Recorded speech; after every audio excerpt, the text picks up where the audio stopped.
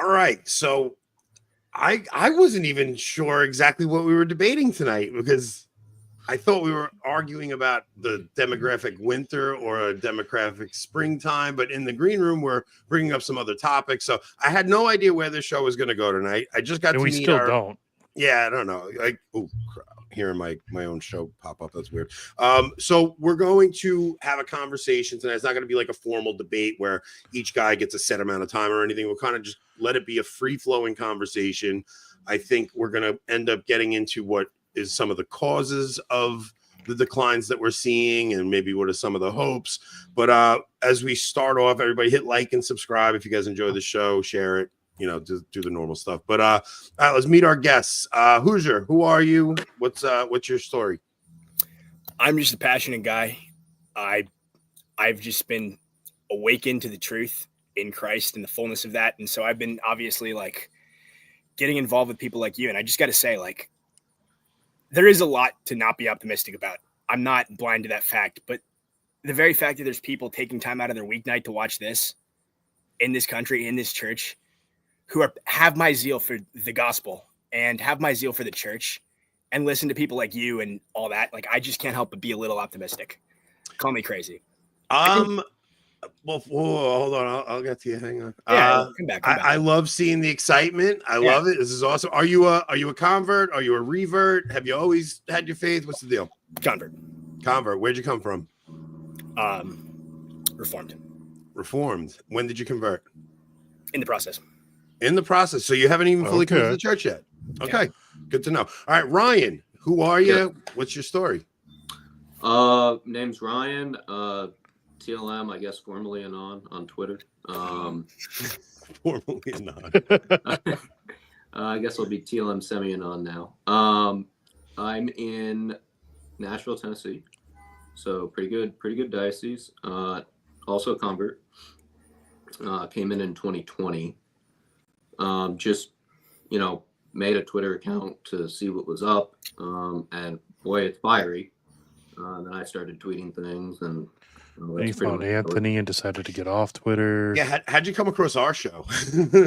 It was the YouTube algorithm pushed it to me, and I watched it, with trepidation at first because I was like, they're kind of small. Let's see. And then I was just laughing. Like, there was one episode where you guys, it's almost like you didn't even realize you were on air.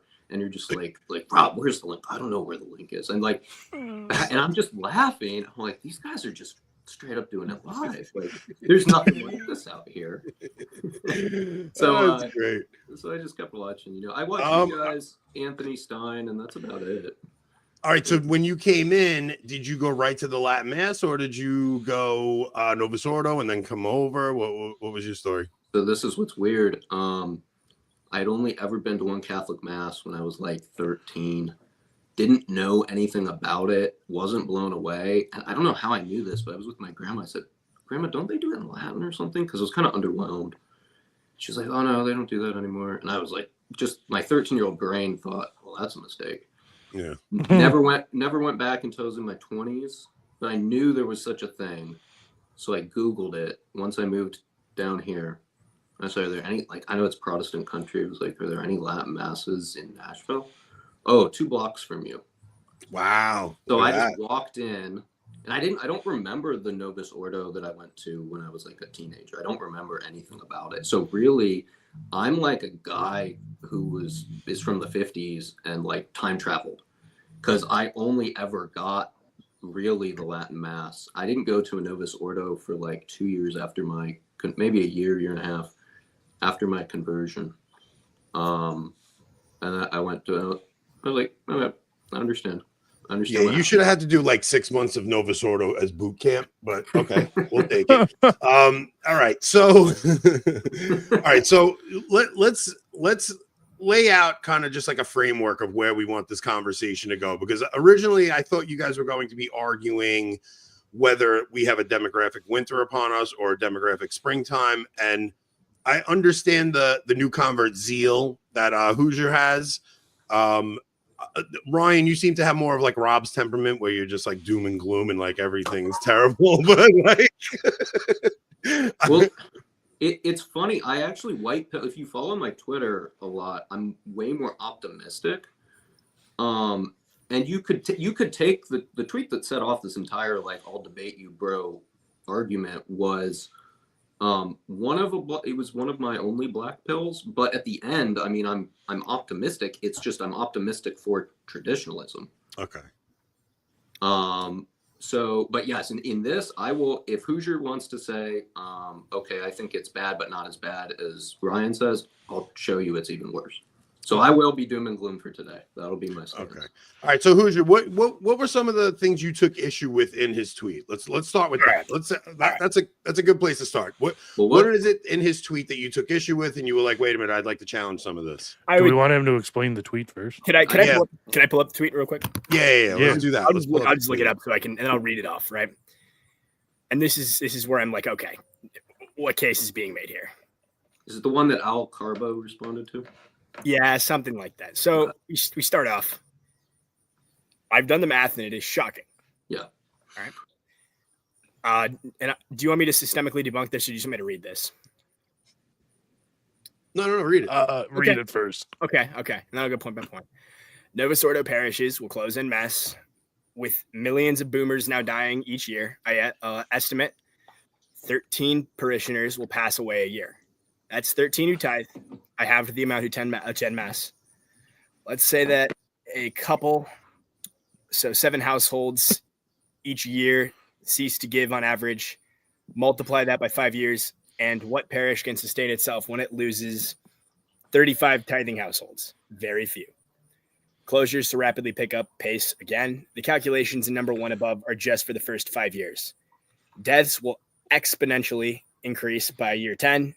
And this doesn't take into account the rate of young people leaving the faith. 13% retention rate at the new mass. So the boomers won't be replaced, and they won't be the only ones who cease to tithe as other parishioners leave for Protestantism, atheism, or just nothing in particular. Add in progressive-leaning parishes who fly the rainbow flag, even worse retention, and you've now got a complete implosion on the very near horizon. Number 3, closures will be uneven. The USA is undergoing a second reverse, great migration, with many moving to the Sunbelt states. Dioceses, but I'm assuming you meant dioceses in the South, will likely not see parish closure collapse at the same rate as the diocese in the... Oh, okay, plural. Yep, there we go. My bad. Dioceses in northern traditionally Catholic states, but they will still close, just slower. Migration doesn't solve the population problem. It's a leaky Band-Aid that just buys some time.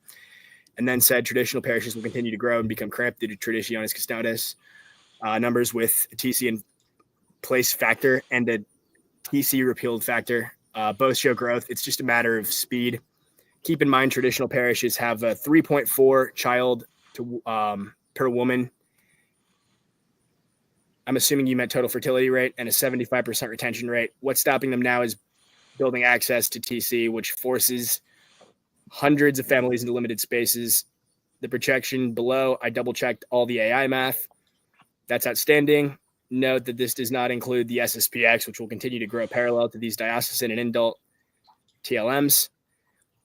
Traditional Catholics will gain influence with each passing year. With the growth of TLM parishes and the subsequent implosion of the Novus Ordo parishes, the TLM attending Catholics will have an increasing weight to throw around. Currently, TLM attending Catholics make up 11% of weekly masses attending Catholics. That's likely to double in 5 to 10 years and double again in 15 to 20 years. Rome's dire financial situation does not lend itself to a long drawn-out war of attrition with traditionalists. First, the war of attrition doesn't favor the modernists as seen above. And second, Rome is already at record deficits. Sooner or later, they'll have to request money from traditionalists. Pope Leo already has. Anthony Stein reported on this yesterday. So traditionalists will have both increasing numbers and increasing financial weight as time passes on. Literally with each passing year. Rome could ideologically plug its ears and stomp its feet, but that's unlikely. Money talks. Even with TC still in place, it will not stop the money hemorrhaging out of these parishes. TC needs to be repealed, not only so the above will happen, it will regardless, but so that the church can gracefully transition to this smaller state and mitigate some of the losses. Novus Ordo parishes still inhabit some beautiful buildings, and they're at risk of closures if this happens quicker than TLM communities can grow to inherit these parishes. If TC keeps the growth slowed, we could lose many historical churches of Protestants, Muslims, or even secular projects. The reaction from the hierarchy will be most fascinating to watch. The situation on the ground will present them with more choices to make. But as more and more priestly and traditional, eventually the dam will break too. Buckle up and thread. And sorry that I mispronounced a lot of stuff. I'm like blind right now. I'm trying my best. Brian, did you submit that as an article to Crisis? You probably could have got that in as an article somewhere. Somebody reached out and sent it to like 3 different articles. So I was actually reading along on mine, which was the article form. So I just changed a few words. Okay. It's been somewhere. Yeah. All right. So Hoosier, why don't you tackle a point or two, and we'll see if Ryan wants to respond to that point. I mean, that's a very long tweet. So no, absolutely. It's tackle a point. Let's see what Ryan has to respond, and let's see how this goes a little bit. Yeah, and like again, I appreciate your zeal for, the church and what it's going to look like and carrying on the future. That's important, obviously. But give me your best, bud. my number one would actually be, I think you might have sold yourself short on 3.4 children per woman in traditional parishes. But what you have to remember is at large, and this wouldn't be a number of enough significance to be impacted based on how many Catholics are TLM and have families already, in that Catholics have a total fertility rate in America of 2.2 to 2.3 children per woman per Gallup. So you still have replacement levels of fertility. And not only that, I will take as gospel your death rates. I could probably dig a little bit more into them. I have data that could dig more into them. But let's just say, okay, 13 parishioners a year are dying. What you're missing here is the church via the via Cara of Georgetown actually reported. So the applied research of the apostolate reported 480,905 baptisms in 2024. And if you divide that by the number of parishes in the United States, you actually get 28 baptisms annually for the average parish. More than enough to mitigate any losses you would get in deaths. Okay. You said 408. So you said that 480,905 baptisms.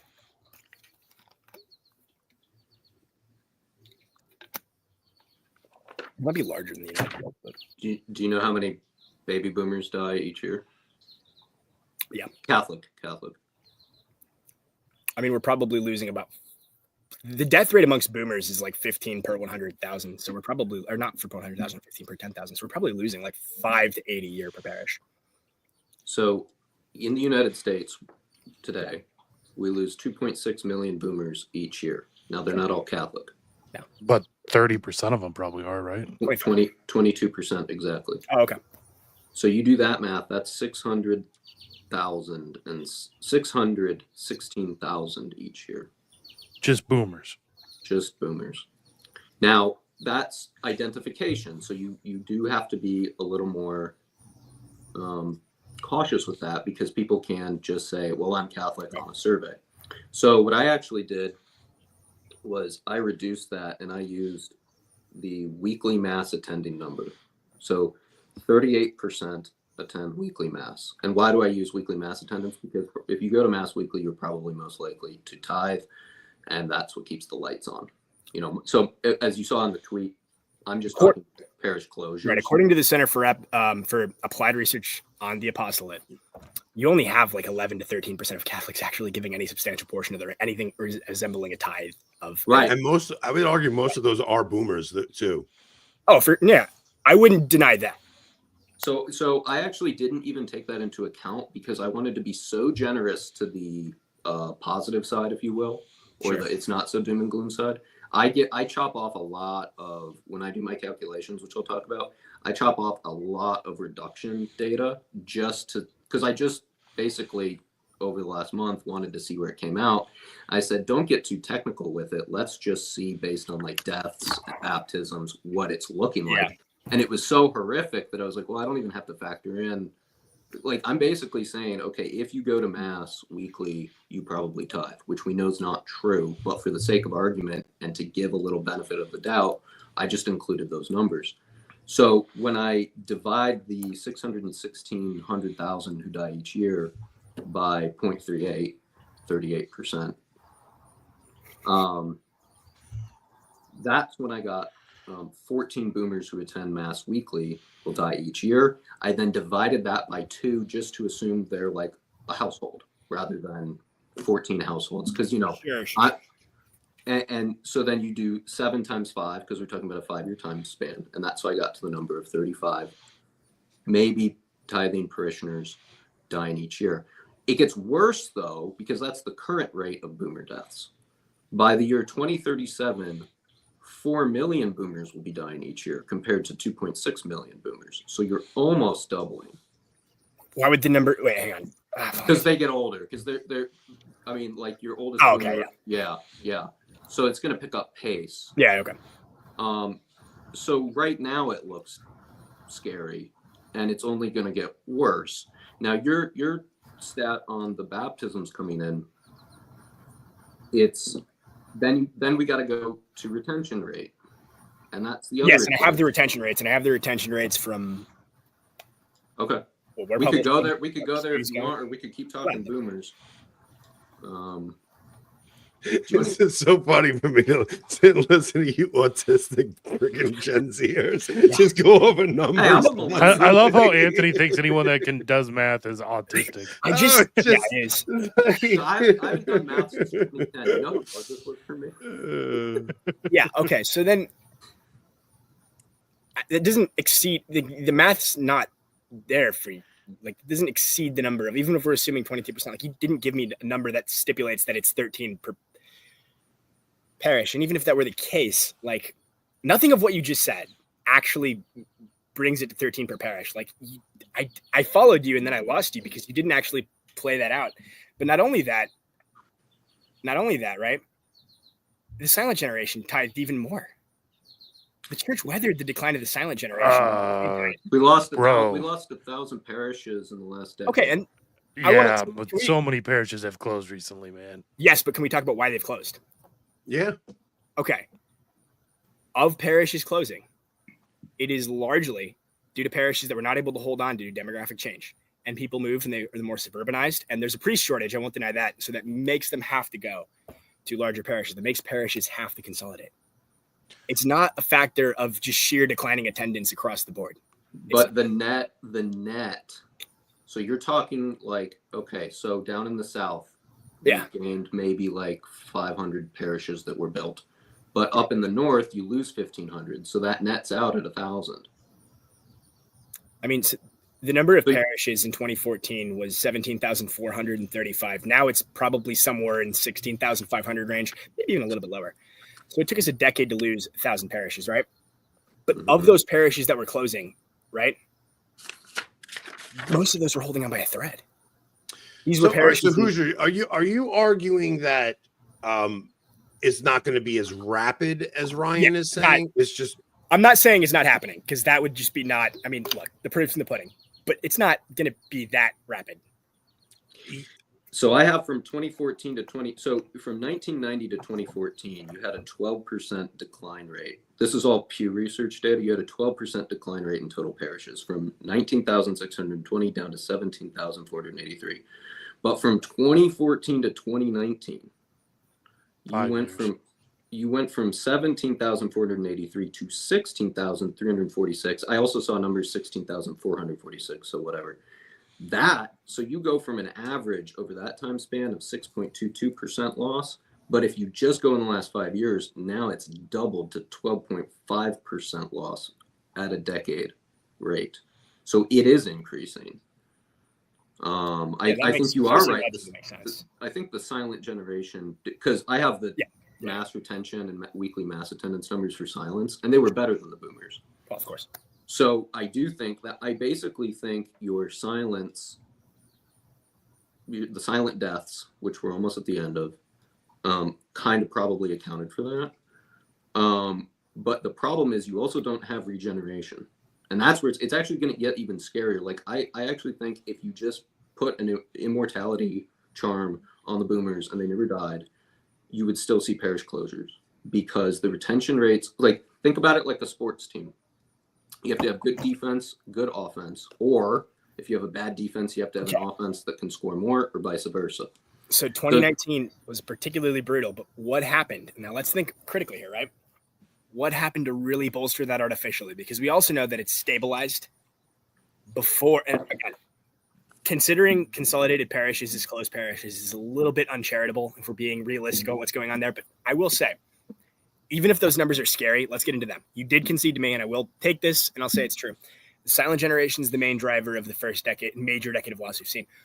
What's happening now? What happened in 2018? Certain scandals broke that made a lot of very uneasy, on the fence, lackadaisical Catholics a lot more wary about going to Mass. That is a real concern. That is a legitimate thing that happened. Are you talking like roughly? Hang on. Priest shortages also hit an all-time. They started hitting we were sort of a halcyon of priestly numbers and declines, but now you have all these lawsuits. So then parishes and dioceses are inundated with amounts of money that they have to spend. They're bled for cash. Yes, of course, the mid 20 to late 2010s is when we really saw this happen. Well, what about COVID factored in, right? So they told everybody stay home. But this is the thing. When you have all these lawsuits, the dioceses have to pay out because one priest in the diocese happened to do something that he should not have done. That's going to cost them a lot of money. And if there's a parish on the fence, like we've talked about, they have narrow operational rates. Yes, that is going to realistically close parishes at a faster rate. They have stabilized since then. There's tremendous evidence from the CIRA to suggest that rates of parish closures have stabilized to a rate that's sustainable and that actually outpaces other Christian denominations. So I'll address that in a little bit, but all I will say is, because I'm going to go back to my offense defense here for a second. But first, what I would say is, like, if we want to blame parish closures for priest shortages, the SSPX has shown that that's not the case. They have priestly shortages, but they continue to grow. They have 187 seminarians in the United States. Yeah, but they have requests for like 150 more parishes. Yeah. So, all right. Basically, like, I can concede on multiple points instead of dragging this into a mud fight, because I'm about to show why it's not stabilized just based on what I call offense and defense. Defense being retention rate, offense being fertility rate. I'd love to talk retention rates, please. So, and I mean, it's a simple sports analogy. Like, you can have a bad retention rate, but then you have to have parents who are having a ton of babies. That's kind of what we see in Africa. Or, you have to have a really good retention rate, and then you don't have to have so many children. So let me pull this up. So on the defense side, we're talking retention rate. And I want to be generous here, because when we talk about like retention rate, that gets tricky. It's easier to track on the TLM side. It's very difficult to track on the Novus Ordo side, because the Novus Ordo is the mainstream. So when you go out and you do polling data, a lot of people will just say, yes, I'm Catholic. Yeah. Right. So I found a way to actually get the retention rate. And I'm going to share this math offline, because I'm not a mathematician. So I will share it offline if people want to correct it. But I calculated the retention rate of Novus Ordo Catholics who grew up attending weekly, because I think that's only fair. If your parents didn't take it very seriously, you're likely not to retain the faith.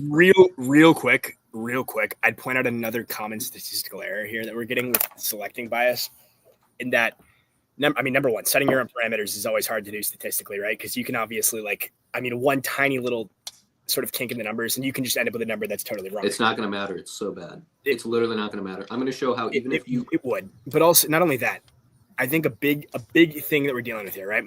A big thing is that people who claim that they grew up attending Mass weekly, again, that could also, and the thing is, you said 13% retention. That was incorrect. According to Peter in that same survey, 67% of people Gen X or older who grew up in the church and would have been of the generation. So this is in that age demographic of, I believe it's 35 to 60, who would have not grown up in the church of, pre-Vatican II. 67% retention rate, and it hasn't gotten lower per that same Pew 2024 survey that I was assuming you're talking about. Of identification. Yeah. Of retention. I don't know what that again, like you said, it is admittedly incredibly hard to track whether that results in. You're roughly there. I had a high end of 62%, but that to me, this doesn't really matter, because I'm going to show right now why it doesn't matter, because there's basically not enough offense to cover for the defense. Okay. So the highest amount of self-identified retaining Catholics, meaning I identified as a Catholic as a child, you surveyed me when I'm an adult, and I still would identify as Catholic. So we're not talking weekly Mass attendees, not, the people who can keep the lights on at the parish. The highest is with Hispanic Americans at 68%. Second highest is white Catholics at 62%. Okay. Okay.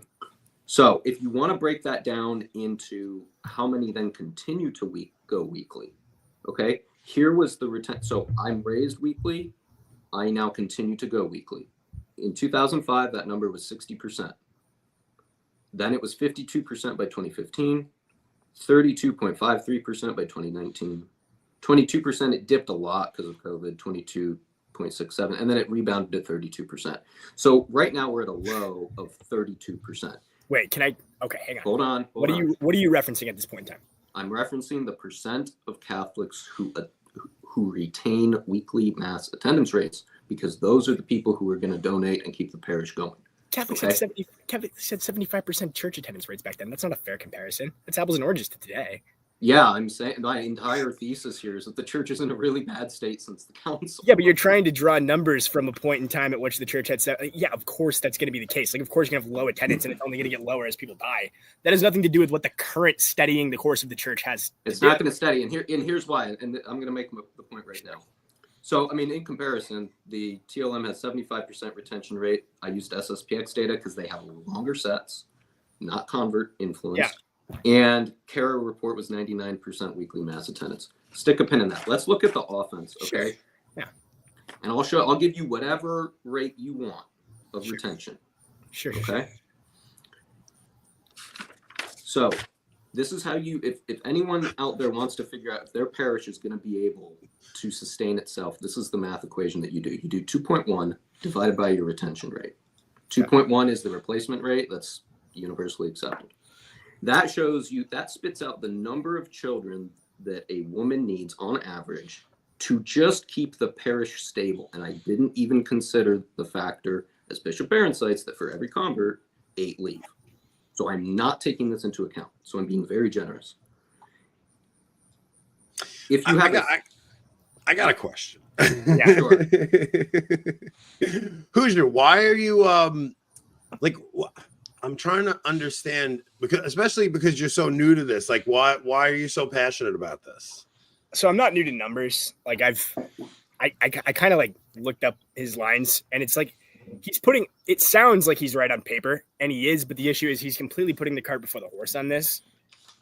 This is called the nonlinearity fallacy. And the issue here is, obviously we can both look back and say, yes, baby boomers represent a tremendous drop-off in church attendance.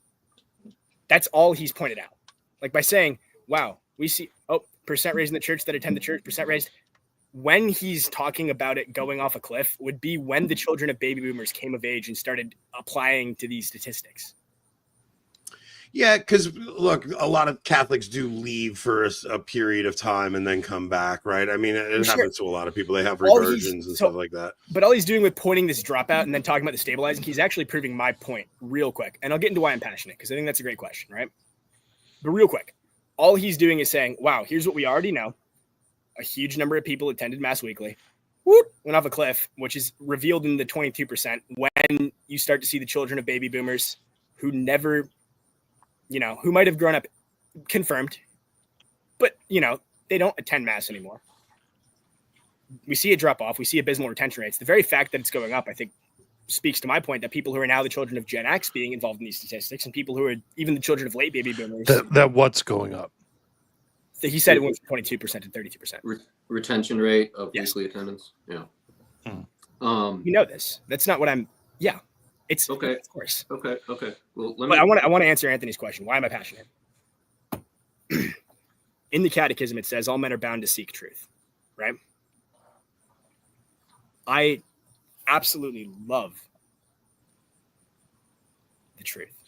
All men are guided towards truth, we're told in 1 John. And I think that there's merit in pursuing it. So I think to take statistics that would lead you to the conclusion that the church is going to be absolutely nuked in the next 10 years and talking in absolutism like that when it's not backed up by the math and pointing out what we already know and making it seem like it proves a larger point. And then, going with the nonlinear aura of like, they're doubling because it's such a small sample size and saying that it's going to be the majority of the church in X number of time. That's not pursuing the truth. So I'm not here to oppose anybody. I'm not here to make an argument against you. I just don't think that the numbers are lining up with what you're saying. And the only thing you prove by that is what we already know, that yes, it was abysmal for the church in the 1960s, 70s, and 80s. but that's not a mystery, and that's all you've shown. Well, they had higher retention rates back then. You literally said it yourself. You said 75% at the start of the council went, and then if you go to like 70, attended. That's not retention rates. Attended. Yeah. So then it drops, but it doesn't drop by a ton by 75. It doesn't drop by a ton by 85, but then it starts to pick up. So let me give you. I was about to give you this, and this is what everybody. You can go to any Novus Ordo parish and look around and ask yourself this question, okay? Because we're talking about. You say it's going to be stable. If you have, and I'll start with the worst case, and I'll go all the way up to the highest you want. If you have a 32% retention rate, the average Novus Ordo married woman needs to have 6.6 children just to keep the lights on. And probably a little more because for every convert, 8.4 leave. Let's bump your numbers up. Let's say, hey, I have better defense, I have better retention rate. 42% retention rate. You need to have 5 children. Let's say 52% retention rate. So half my children will still remain in the faith and attend weekly to be able to tithe. You need to have an average of 4.03 children. And then at the highest end of white Catholics who we could use Hispanic, I used white Catholics. I'll give you the other number. They're still the largest. There we go. There it is. I want to point something out because Hoosier said baptisms, right? There's this many baptisms. So, and even Cole saying like my parish had 30 baptisms this year. Okay, so baptisms you have to be careful with because there's convert baptisms. Yeah. That's one thing. So I'm only counting infant for argument's sake, right? Okay, so now infant's a very tricky number because I know tons of Catholics who will get their infant baptized because it's such never a simple, go back easy ceremony, right? Yeah, it's like, oh, I'll go give the parish a few bucks. I'll baptize my infant. They never put their kids through communion. They never put them through even CCD. adult converts. Half of adult converts are there because they're getting married or something like that too. So you have to actually look at the health of parishes, and I can tell you just based on my observation of going to these parishes. So like even Al Carbo say he's like, oh, my parish has 50,000 registered members, and he's in an area 19, that's 90 or 19,000, and it's in an area that has in that area is 50,000 people, and it's like that would mean there's a 50% of Catholic, but what's really going on there is he's in a very Italian area in Staten Island, and Italians are still culturally Catholic, like they still. And land is very limited, so it's a mega parish, so that might not be your best example. But even still, when you go to his parish on Sunday, it's not like his parish is packed, and that's with 19,000 registered members. The parish is. Let me just get into the hard numbers with you, though, right? Because I love what Ryan's trying to say, and it's just like I said. Here's the cart. Here's the horse. The issue is, yes, obviously, if we had high 70s% of attendance, and then you're going in a generation, which again, this happened. I'm not going to rewrite history. Down to we're at today at probably between 27 to 29%. Yes, that is initially going to show that abysmal 22% retention figure. The fact that it's going up shows that the current day retention figure of people who are being brought into the church right now is far higher. But dude, it's got to be like a total turnaround. They wouldn't. But the thing is, be a total turnaround. You've got to bump those defense retention numbers up to 40+%. Why does it have to? So because if your baptisms come in and they all leave, it doesn't keep the lights on. And you also have to take into account what they're even teaching at these parishes, man. Like they're not, and that's like, fair.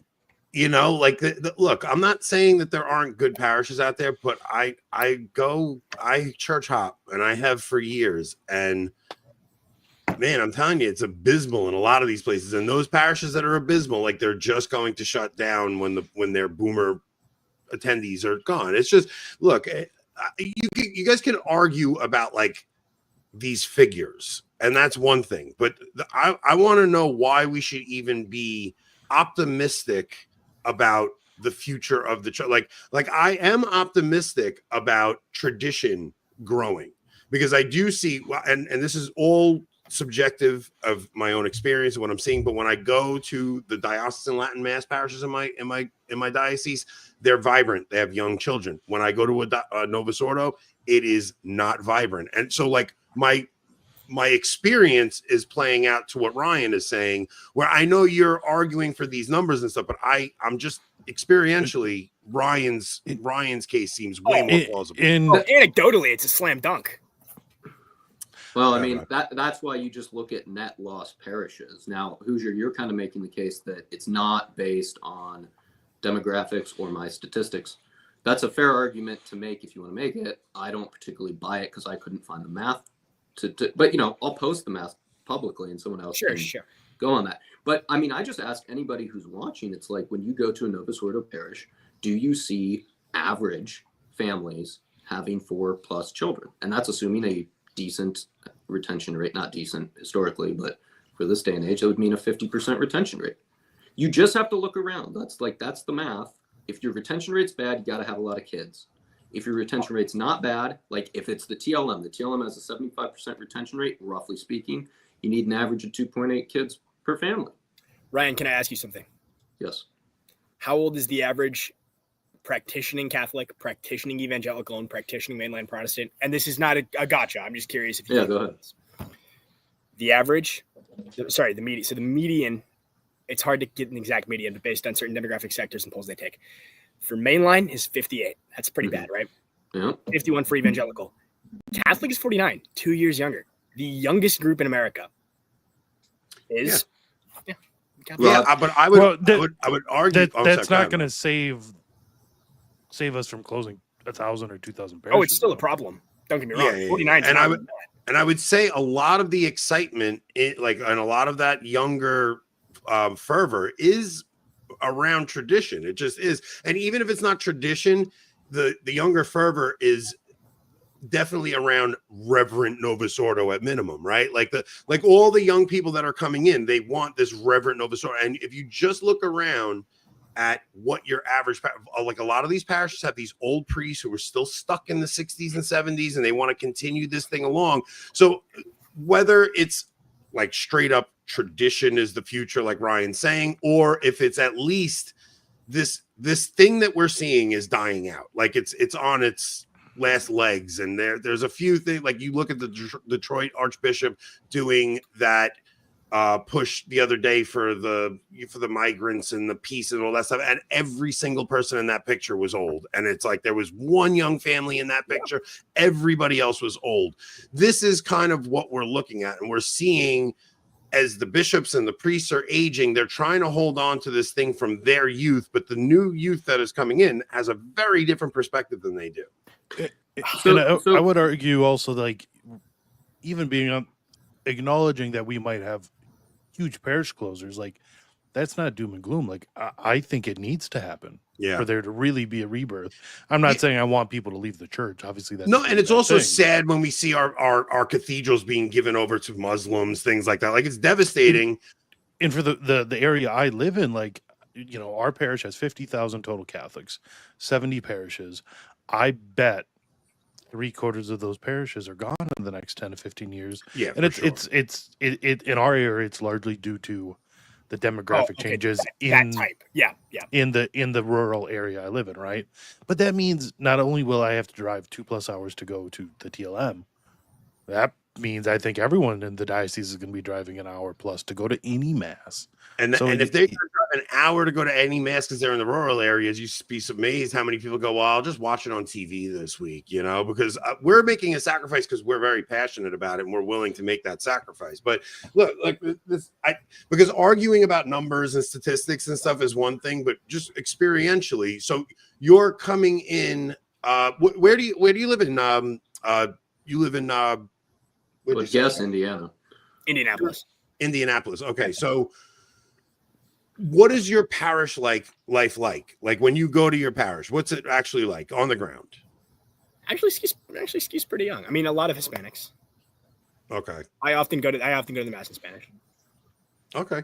I like it, and it's done well. It is on the more reverent side of the coin. I will concede, right? It's not a unicorn reverent, but what would you guess the average children per family is? Oh, it's Hispanic, man. It's like a lot, like 4 or 5. No, they might survive. Where I'm from, I see about 3. Yeah. You see what? I see about 3 in the Novus Ordo Spanish masses. It's about 3, and when you go to the English masses, now depending on the parish, we actually have a Latin Novus Ordo parish, which does very well. But on average, if there are young people, I see about 2. So you have to, but they're still young, and they may have more, right? But it doesn't matter because there's so few of them. When we went to our local Novus Ordo, we have 3. We have a 4th on the way. The other young family has 3, probably going to be having more. But I said the other young family. There's only one other. 60 people in the parish, and there's 10 people under the age of 50, and that's because the boomers didn't have a ton of kids, and the kids they did have didn't stay. You know what I mean? So it's rough. So there was actually I had an interesting back and forth on Twitter with a guy who left the SSPX. He was from Arizona, and he told me the SSPX doesn't retain anyone because they've never built a new parish. So I just Googled, that is the one he was talking about.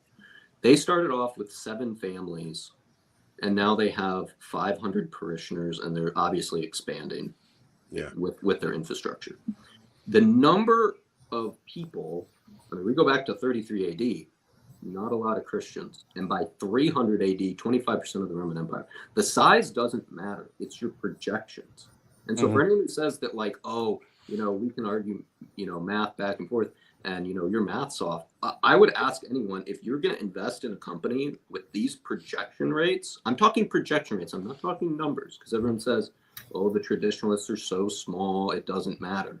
Yeah, but they only need to have 2.8 kids to grow, and they have 3.6 on average.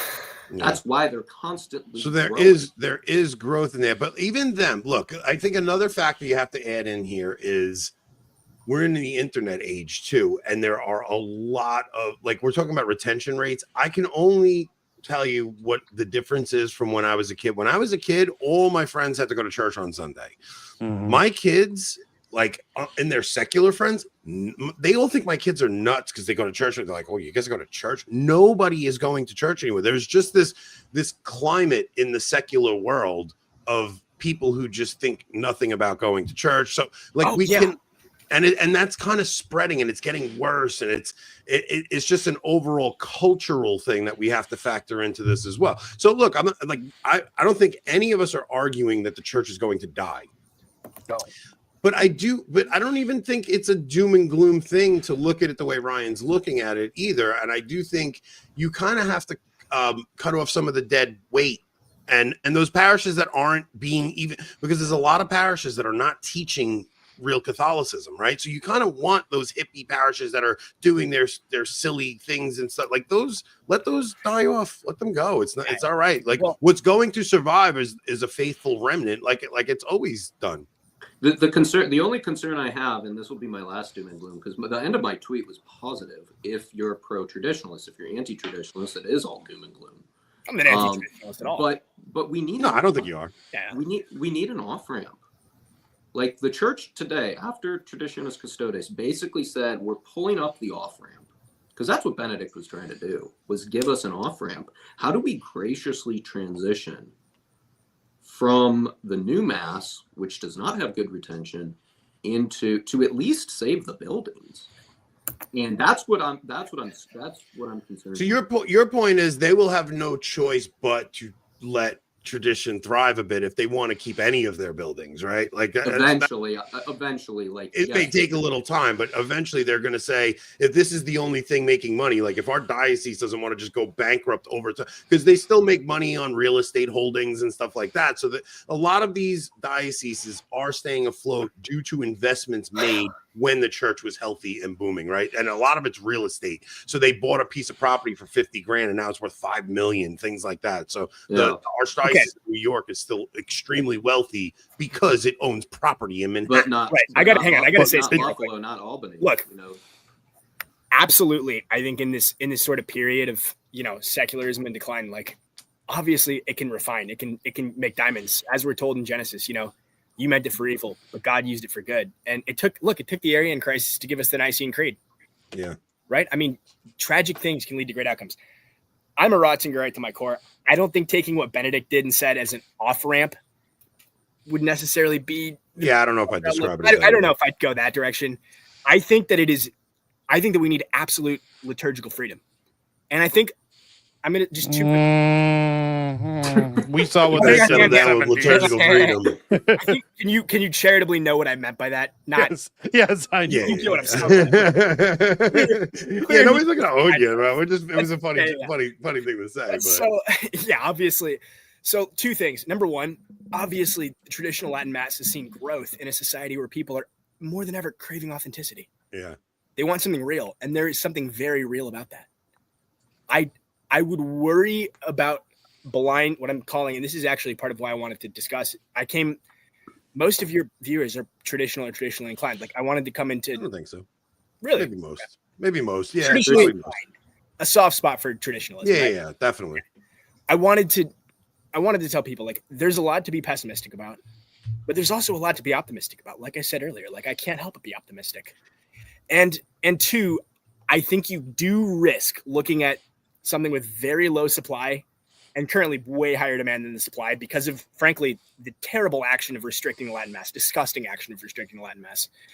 But if you're going to say that that's just going to be unfettered growth, that's going to continue, and this is a nonlinear at, the pace of even Father Cloister's own numbers prove that it's only realistically growing at a rate of 15% a year, which is staggering, but that's at a small proportion with probably among 133,000 weekly practitioners. To say that that's the quote unquote off ramp of the church ignores the bigger problem. And we need to go to battle. Like we have a lot to do. There's a lot of work left to be done. Just saying the numbers are on my side. That's my cause for all optimism. That's why I didn't use those numbers. I used the SSPX because they didn't have this pent up energy that Summorum Pontificum unleashed. And they have a 4% growth rate, which you don't have. Okay. All right, I want to jump. I want to jump into that a little. So, Summorum Pontificum actually didn't unleash this pent up anything. Okay. When Summorum came out, it wasn't like an explosion of Latin masses. They were very slow. They pop up here and there. It wasn't. And what I think Benedict wanted to do with Summorum was what he said. He wanted there to be mutual enrichment, not from the Latin Mass, not from the Novus Ordo to the Latin Mass. He wanted the Novus Ordo. He was hoping there would be these bifurcated parishes and that people would pick up some of the more beautiful traditions the church had from the past and bring those back over. And it actually did work on some cases. It wasn't universal, but there was definitely some mutual enrichment. Even the parish Rob went to when he was growing up, it was like a bifurcated parish essentially. But the Novus Ordo there was very reverent because of that. The parish I go to has not at all, but okay. Oh, all right. I thought that's what you said. No. So the parish I go to, even the Novus Ordo, they use the communion rails. They'll especially St. Rocco's. St. Rocco's will have Ad Orientem Novus Ordo, things like that. So there is some mutual enrichment that did pass from the TLM to the Novus Ordo. I think that's what Benedict was hoping for, because he really did see the Novus Ordo as a banal. He hated it. He celebrated it, but he wasn't a fan of it. He wrote The Spirit of the Liturgy and he criticized it constantly. Well, if you're correct and there wasn't pent up energy, then the growth of traditional parishes is even higher than I expect. I only calculated it is, okay. So a few things that lead to that. There was a huge boom in 2017, especially we're just talking about America. I don't know what it's like worldwide. In America. I only know America because in 2017, when the McCarrick scandal broke, there was definitely a big boom, because that's when the podcast scene starts breaking out and you start hearing all these podcasters talk about go to the Latin Mass. We're getting Amoris Laetitia and everybody's kind of panicking. And look, for what the liberals accuse it of and say they used the Latin Mass as a rallying point, that is kind of true. It is. I'm not blaming any particular person. It just kind of was a rallying point for people who were so fed up with all the craziness going on in the church, the McCarrick scandals. So they went there. Then when COVID hit, COVID was another insane boom, because a lot of the Novus Ordo parishes stayed closed, and the ones that actually did start opening up sooner were the traditional Latin masses. And then people would go there one time and they say, wow, they're actually all the things I'm wishing they had in the Novus Ordo, because all faithful Catholics are always going on and on about the Reverend Novus Ordo. We need a Reverend Novus Ordo. And then they go to a Latin Mass like, wait, everything I'm wanting them to do there, they're doing here. So usually Catholics who want a Reverend Novus Ordo, they get an experience of the Latin Mass and they're kind of like, well, why am I fighting for a Reverend Novus Ordo when I could just have everything that, you know, they're lacking over there? So I think arguing over like demographics and things like that, I almost think it's fine, you could do it, but just think about your experience on the ground and what you're seeing out there. And I'm telling you, you travel around and I travel around, and anytime I go on vacation, I go to a Novus Ordo, and because that's pretty much all you have access to. And when you go see what it's like on the ground, it's kind of bearing out what Ryan's saying, that it's just a lot of older people that, and the funny thing is, a lot of them that are going, they're going, because I don't want to make this sound like I'm trashing the Novus Ordo. It's just, there's a lot of people that go to the Novus Ordo for like heaven insurance, just because it's like, oh, well, you know, I'll go to church. I'm supposed to go to church on Sunday. There's a lot of people who go because it's kind of a cultural thing where it's just, well, I was raised this way, so I'm going to continue to go. There are pockets, of course, of faithful Catholics who had reversions and conversions, and those are the people listening to the Scott Hahn tapes and the things like that. And they're always trying to invigorate their parish and get them to come to talks and, you know, come to the Lenten mission and things like that. But the average person that goes to a Novus Ordo is not generally like that. Now, what you have in the Latin Mass is this concentration of, many times people who attended the Novus Ordo kind of got fed up with that lackadaisical attitude, and now they're going to a Latin Mass. And you have these concentrations of people at the Latin Mass who are on fire for their faith because they sought it out. It's not like the Latin Mass produced it. It's like they sought out the Latin Mass because their faith was on fire, right? So now you have these huge parishes, and like I'm telling you, when I go to the Latin Mass, it's standing room only many times. And they're all young people who are on fire for the faith who sought this out. So you have very few people at those Latin Mass parishes who are just there because, oh, this is my local parish that I'm going to. You got people driving from all over the place to go to them. So I do think there's this concentration of people who are on fire for their faith and looking to make it grow and telling people to come to their parish. And I don't see that in the Novus Ordo the same way. I mean, to say you have to have some sort of born again experience to be faithful, I don't know about that. I don't think he's saying that. No. No. I know what you're saying to a degree. So, like, what you're kind of getting at is, look, there is to the issue. Like, you're totally right. People who are faithful are more likely to. There's almost 100%. Basically, it's not even discussing the people who attend Latin Mass that don't believe in real presence. But again, it's like chicken egg, right? So you know how they always show those surveys where it's like 1% in the Latin Mass don't believe in the real presence? Yeah. I think that's like a statistical error that they allow for, because I'm telling you, I've never been to a Latin Mass where the people aren't very intentional about going to the Latin Mass. Every single person. Chicken or egg, though. Well, no. So in other words, you may have young kids there, but they're all kind of new families that are just discovering the Latin Mass. Like, it's all.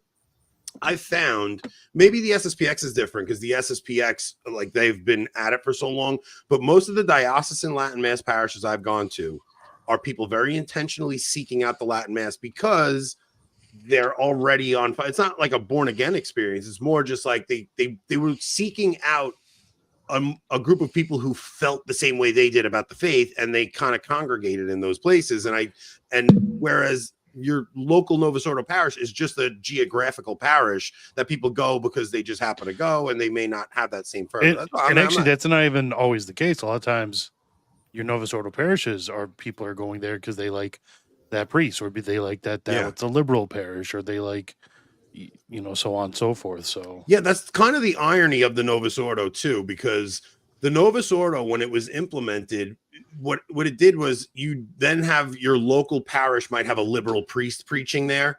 So like you'll have your politically conservative person goes to there and he's like, I don't want to hear this nonsense because they're talking politics or whatever they're doing. So they go seek out another parish that has a more conservative priest. So people, even at the Novus Ordo, are parish hopping until they find a parish that they are hearing the thing they want to hear, even if they're not driving the hour and a half to go to the Latin Mass. It's a really weird thing that happened with the like my grandma, for instance, who went to the parish I grew up in, who like you mentioned earlier was a an old TLM indult parish, but had the Novus Ordo.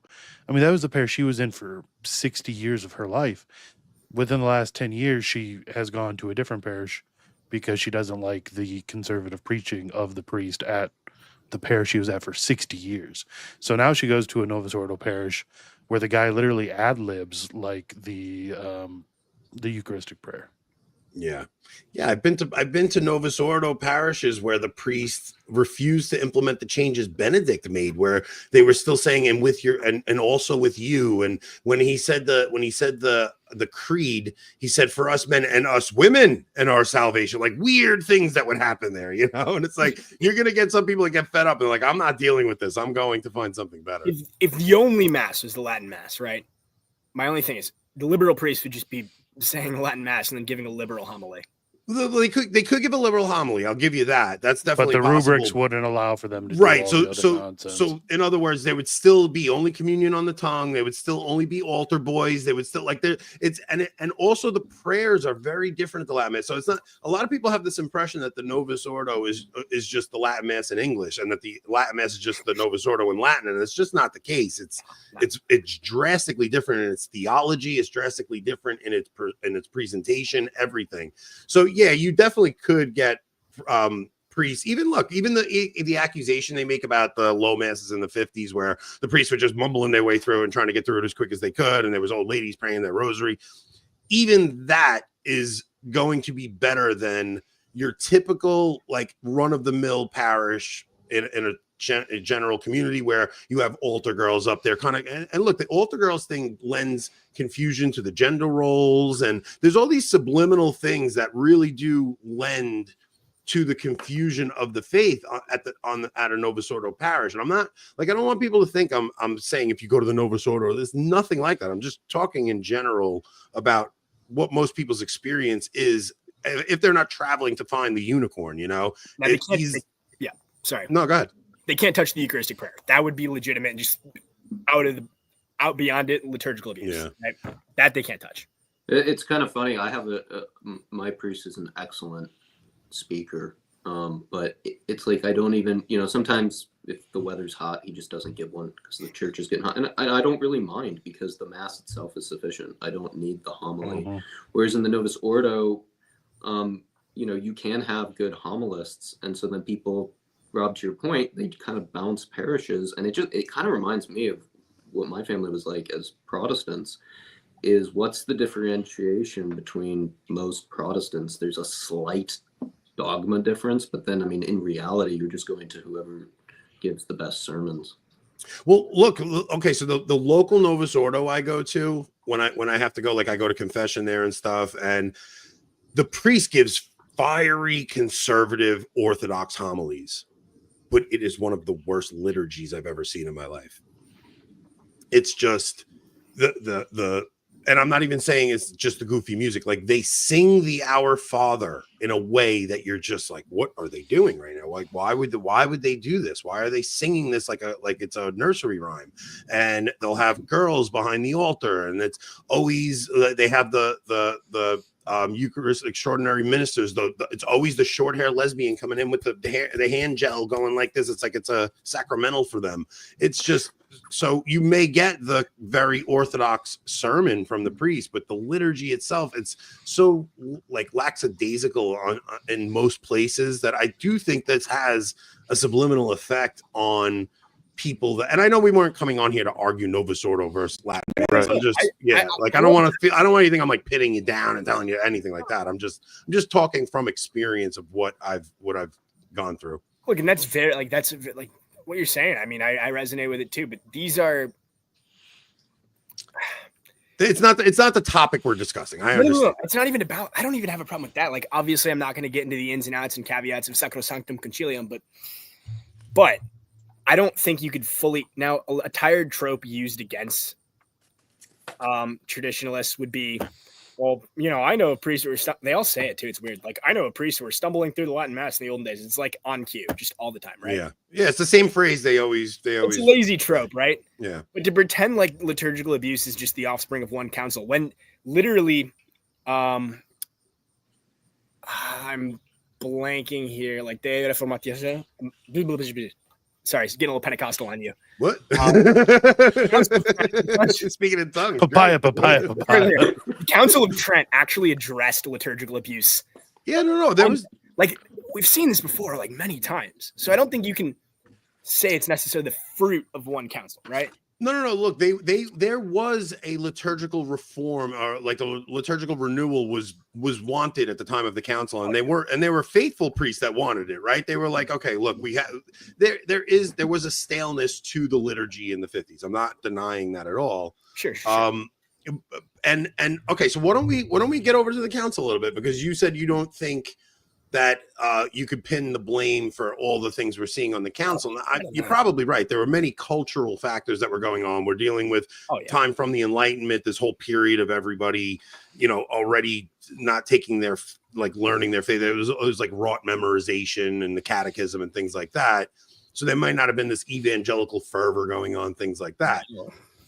But you have to take into account that how important liturgy actually is, and the liturgy that built Christian civilization, that developed organically over 2,000 years, then all of a sudden gets uprooted, and they put this thing in place that, I'm not saying it's invalid, I'm not saying it's like nothing like that. It's the Catholic Mass. Jesus Christ is present. The Eucharist is the body and blood of Christ. I'm not saying any of that, but to uproot the foundation of Christian civilization, because the Mass is the foundation of Christian civilization, and just replace it overnight the way they did, you can't downplay the catastrophic effects that would have on the Catholic mindset, the Catholic ethos, like all of it. It all played a very big factor in it. So whether it was the sole cause or a very big cause of it, you can't separate that. Can I field that real quick? And then I'd love to hear Ryan.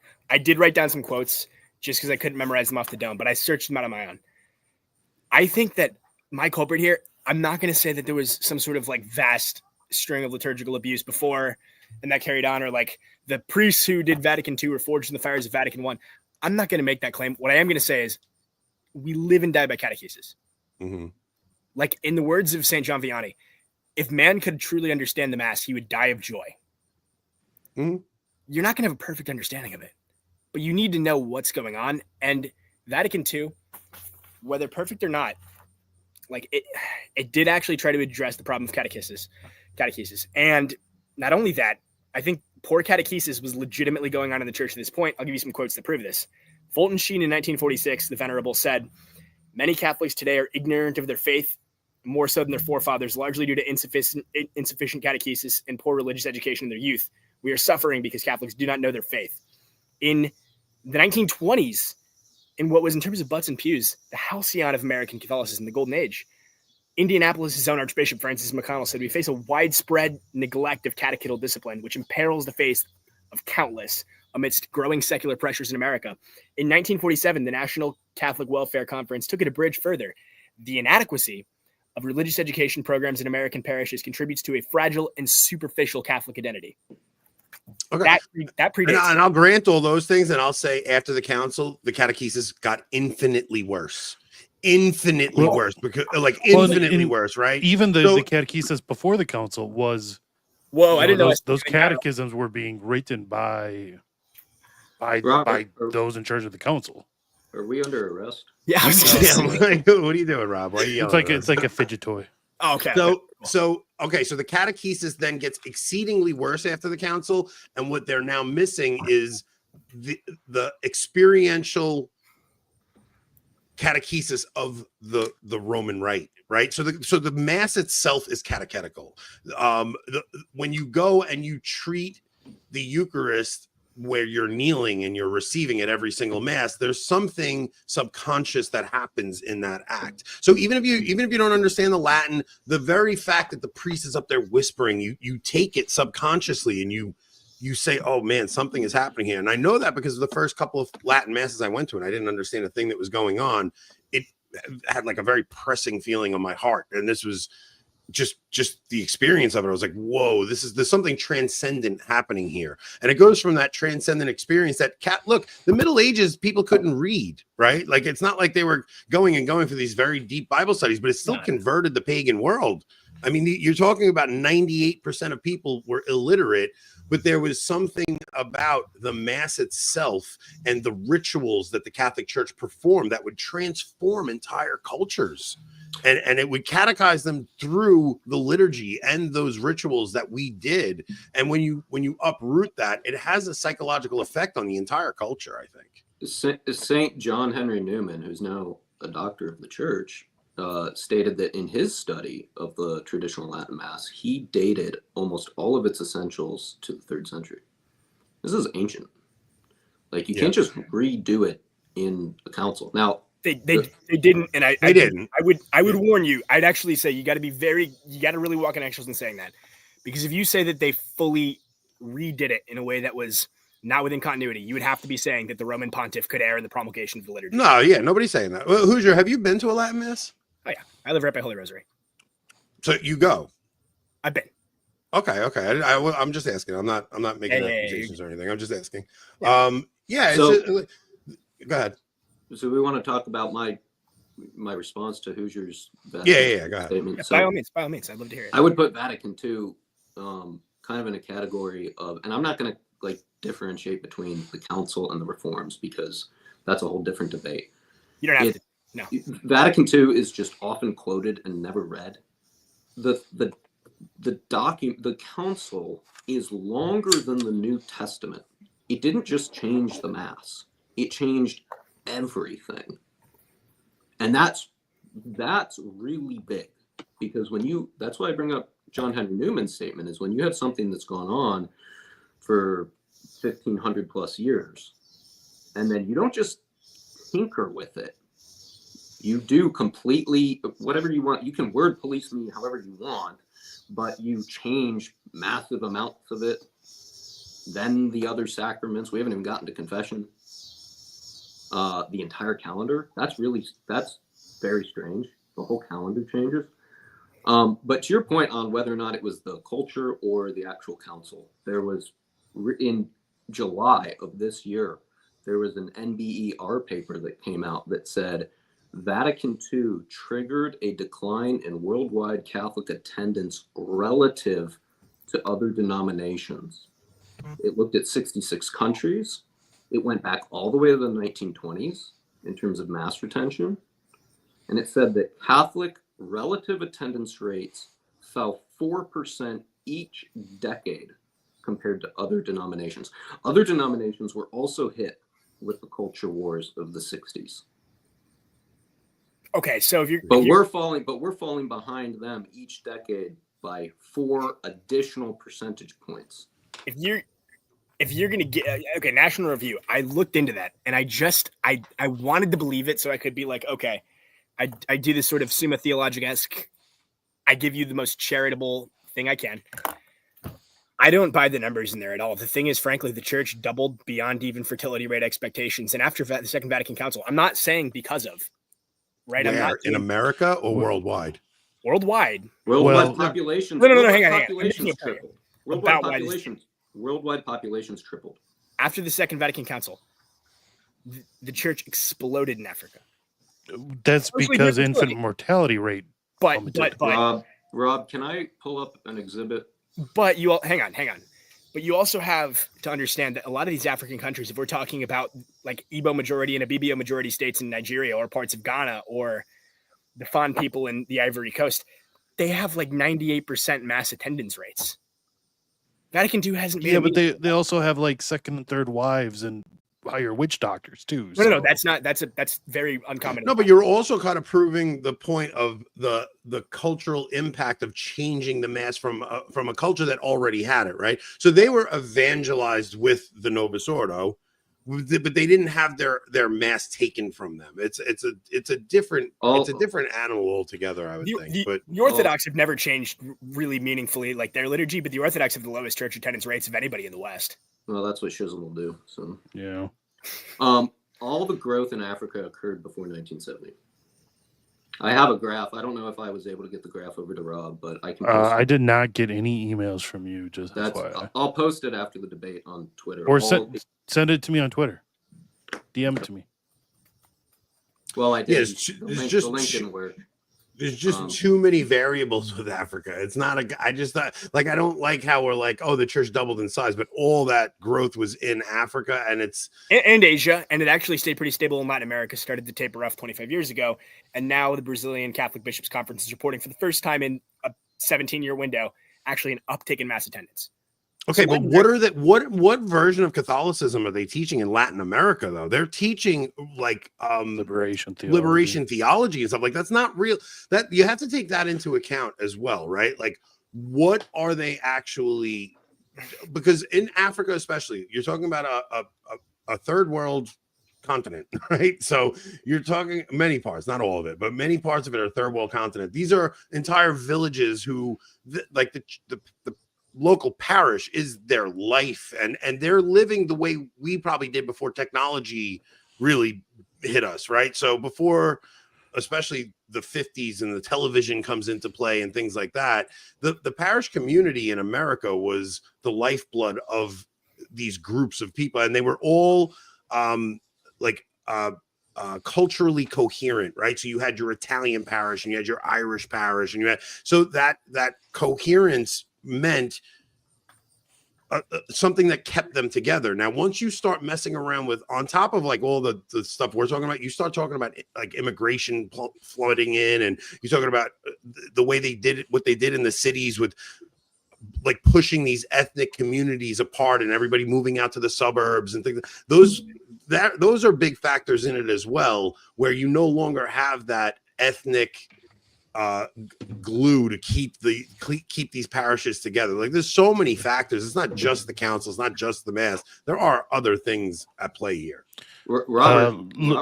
Luis, Anthony goes fairly regularly. I went almost exclusively until like 6 months ago. So no, we're not. So obviously, unaware. guys, you haven't been like, to the Novus Ordo since 2018 to 2020. There's a split in the Novus Ordo, which you're apparently unaware of. The conversation could have taken place, and I don't even. This is ridiculous. What are you talking about? I think you're just denying reality there, bud. No, I think what she's saying is that the Novus Ordo is starting to kind of like heal. I have seen that. I see more veils, because I go here and there for confession. I've seen more. I've seen in like literally a parish that I had described as a quasi nursing home. That's how old everyone was. I've started all of a sudden seeing people in their 20s with veils, which is a good thing. That's a very promising sign. I see old women veil at like the Wednesday mass, or not the Tuesday masses that I go to. But they're Spanish, right? Like that's the Spanish. White. Oh wow, a lot of Poles, but white. I think I saw Robert Lee say that like he was in Mexico and it's really bad. Like Latin America is in an atrocious state. 83% of Catholics, 83% of Mexicans identified as Catholic in 2010. Now it's down to 74%. In Venezuela, it's gone from 81% to 64%. Here's your Africa, by the way. That's not atrocious at all compared to the West. What? No, I'm not. It gets worse. Argentina, 76% to 49%. This is in 10 years. 66% to 55% in Brazil. Chile went from 61% to 53%. Guatemala went from 55. This is you're also bleeding Catholics to Pentecostalism down there. Like Mormonism. the Pentecostals are just Mormonism. They're on the rise down there. It's all wild. That was part of Cardinal Pell's critique of the Amazonian Synod, is that we're not even addressing these very, very concerning statistical drifts. Well, like I said, like by the numbers of Odilo Cardenashare, like Brazil has cauterized the bleeding. Argentina underwent, and Chile did too, and this is true, a similar period with about a 30 to 35 year delay of secularization where you see a rapid snap and decline. They're going to go through their own reckoning. That is true. But I'm not going to slander the fidelity of, the body in Latin America just because the numbers have gone down 10% in X year window. That's nothing compared to what we've seen in America. I don't think those numbers are a demographic mandate. This is the problem: is whenever you bring up a legitimate factual statement, apparently we're just slandering people. It's like, guys, if the people in the Titanic who rang the warning bell for the iceberg came back down to the captain's quarters and they said, why are you slandering the Titanic? This ship can't sink. We've all seen that scene in the movie. That's exactly what's going on in the church right now. Is you've got the rich investor who says, well, this ship can't sink because he's emotionally invested in this. And you've got the guy who built the ship, looked at the map and said, we have 2 hours at most. It's a mathematical certainty. No, it actually, I want to double down. It cannot. And here's why.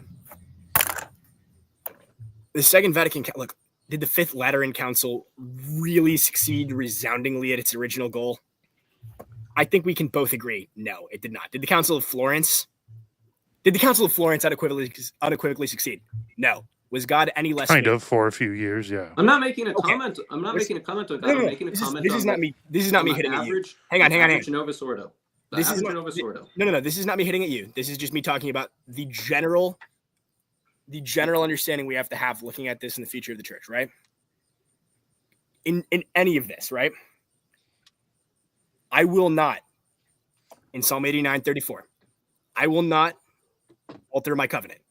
God is faithful to us. His covenant lives on through the church. There are councils that have failed.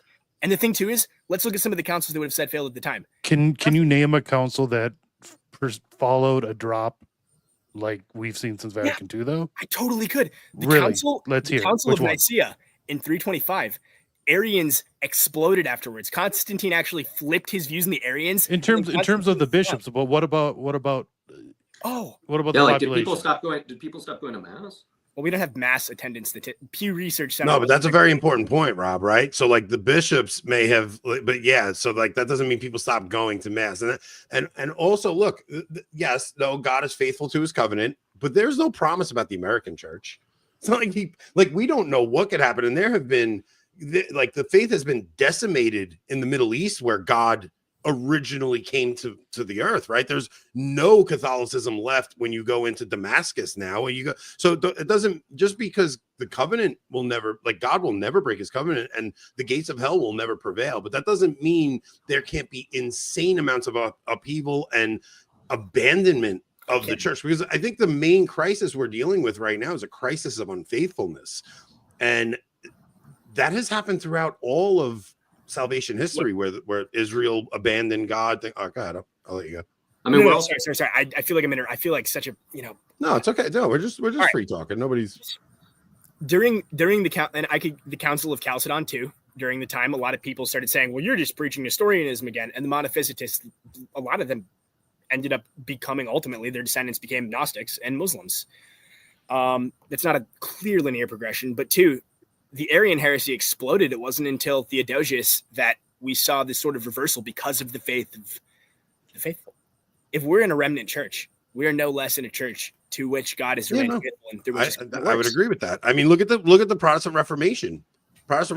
I mean, the church was decimated in Europe, right? And you only have the church continuing on with this with the robustness that it does because it then we evangelize in Central and South America, right? So now you have Our Lady appearing to Juan Diego, and you get this robust new second Christendom. The Jesuits reconverted most of Europe prior to the Enlightenment. So, but you still had a devastation of the church. You no longer had Catholic kings. I mean, it was a complete. But it wasn't because... But that wasn't the fault of Trent. Trent was a response. Trent was a response to. No, but would you blame the Lateran Council for the Reformation? No, that would be nonsensical. But the Protestant Reformation didn't occur because Catholics stopped going to mass, right? It was a top-down forcing them, right? Basically, German princes who didn't want to be under the thumb of Rome. It was political. Yeah. And the difference between Trent and Vatican II is Trent, I mean, they literally doubled down on almost everything. And basically said, well, we're just going to go into the culture now, create Baroque art, all this stuff, fund beautiful cathedrals, all that. They didn't change the mass or the sacraments or the calendar. In fact, they said that it's in a canon in Trent, that if you claim that the mass has errors and is therefore abrogated, you are anathema. It was the complete opposite. And it was very successful. Not at its time. It actually took a very long time. No, not 80 years. There was. I mean, you had Francis de Sales within a decade or two after Trent reconverting 80,000 in Geneva. So no, it's not like it took 80 years, and we're seeing it accelerate now. 80 years after Vatican II. Well, the Trent is Hoosier for a new convert. You do have a pretty good grasp on Catholic history. I'll give you that. But the thing too is like Trent. the mass is only unchanged. Like, I care very dearly about my faith. Like, and just to be able to talk to you guys about this, like, it matters. Like, this is the fact that ultimately, like, we are looking towards the same thing, which is we're just arguing about the no. I would argue all four of us deeply love the Catholic faith. We deeply love the church. This is a conversation, and it's okay to even disagree about this. This isn't a matter of faith and morals either. Like, you can have a different position. It's fine. The language might have stayed the same. The Gallican rite of the the Gallican form of the Catholic Mass was not the same as the unchanging Roman rite. It was only unchanged in the Papal States, and Trent is what standardized that. Yeah, I mean, to minor degrees. Like, you'd have to get a liturgical expert in here, which I don't think any of us are. But from most of what I've heard is that Trent kind of standardized certain local practices and local deviations, but it was largely unchanged throughout most. Largely unchanged. And Trent basically said, if there is a custom that is not longer than 200 years old, we don't want, like, because it was right at the time of the Reformation. So all these new things were popping up. So Trent was like, look, a custom needs to be 200 years old for you to be able to keep it in your mass. And it was the Gallican rite wasn't abrogated. It continued to exist. The Sarum rite continued to exist. The Mozo-Arabic rite continued to, like, it wasn't like the Novus Ordo where that was imposed on literally the entire Roman rite, or Latin church, I should say.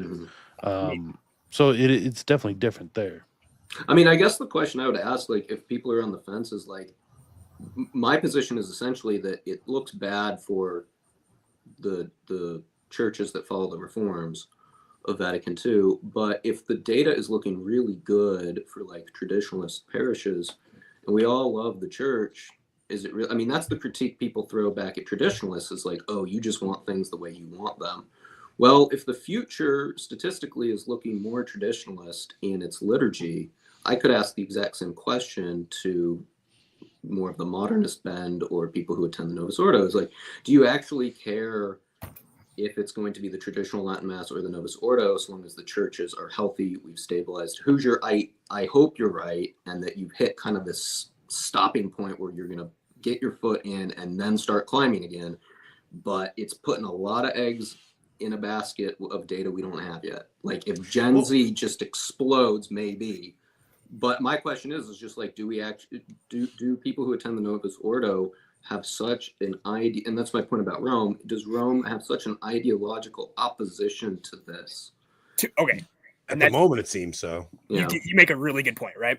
First off, I believe, please don't quote me on this, but I'm over 95% sure the Gallican rite was abrogated. I believe only the Toledo rite, as done by local members of the Dominican order, and then the Ambrosian rite in the Diocese of Milan are the only surviving to today. Yes. Yeah, I don't know the extent. So again, you might have me on that.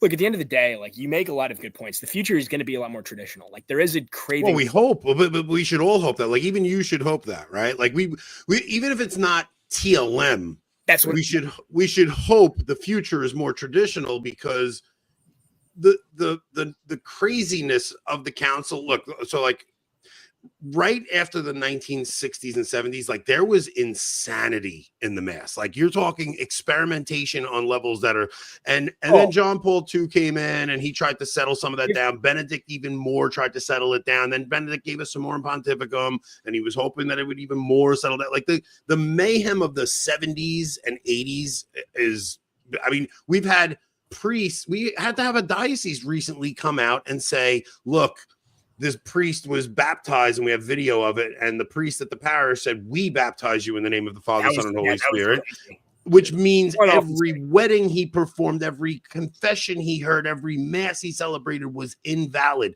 Like, that is insane to think that the things were so wild in this time period during this liturgical change that there may have been millions of people who had invalid sacraments because the freaking priests were so off the wall.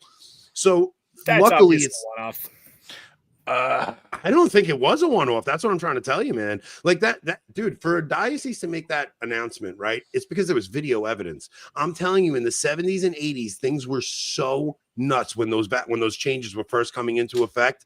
There were many invalid masses said during that period. It was in the Diocese of Los Angeles. He was also an immigrant. No, it wasn't. It wasn't Los Angeles.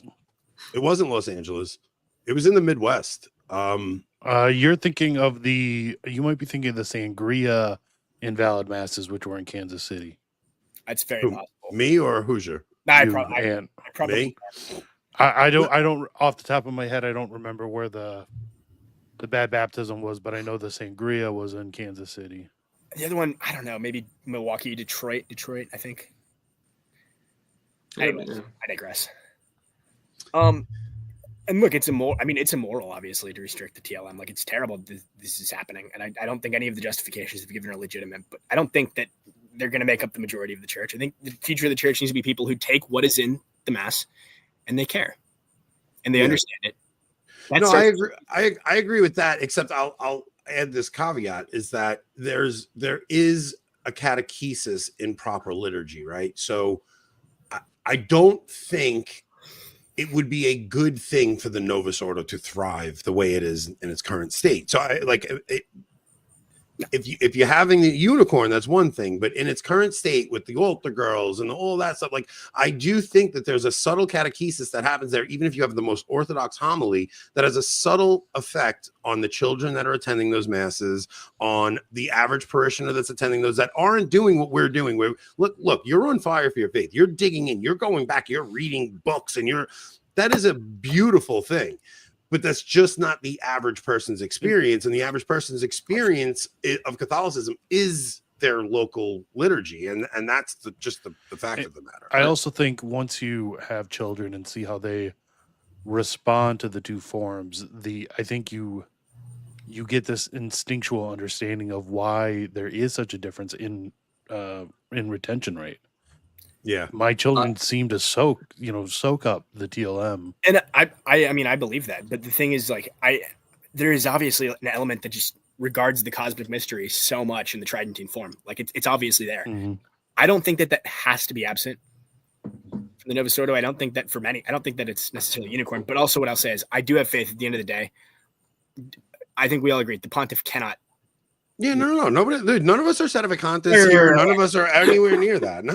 I'm not accusing anybody of even saying. No, none of us are at. Well, I would never even say that. Like, I think whatever. That's not at all. I'm talking about the experiential level of Catholicism and just how the faith is being passed on. And look, I'll also say this. There's the reason they wanted to restrict the Latin Mass, because I hear it all the time. It's like, oh, the Latin Mass, it's only 1% of Catholics, right?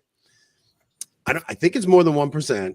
And also, if it was really only 1% and we're so insignificant, they wouldn't care about restricting it. They just go, who cares? It's 1%. They're not even, they're not. But the problem is they do see that there is this fervor for this more traditional faith. And I think the people that are still very connected to the council, and they see the Latin Mass itself as a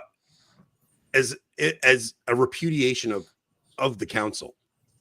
Yes. They see the Latin Mass as a repudiation of the council. And then you're talking about people who are very committed ideologically to what went on at that council and the things that happened after, the reforms that happened after.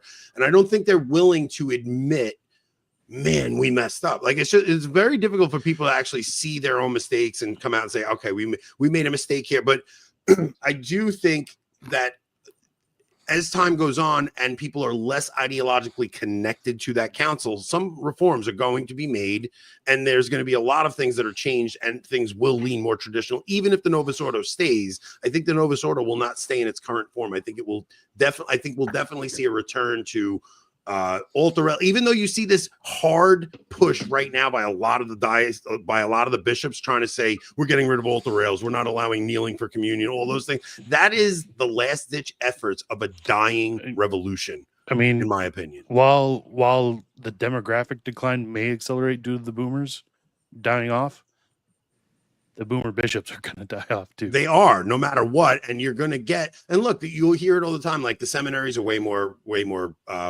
conservative, Orthodox, whatever that means, and things like that. Like those guys, I agree. Yeah, but eventually that's going to come up and become a factor, and people won't be ideologically connected to the council anymore. It'll be this thing in the past, and it's like, okay, we got to deal with the actual problems we're facing. So what I think we're getting into. Sorry, yeah, please, Ryan. that was just the end of my tweet.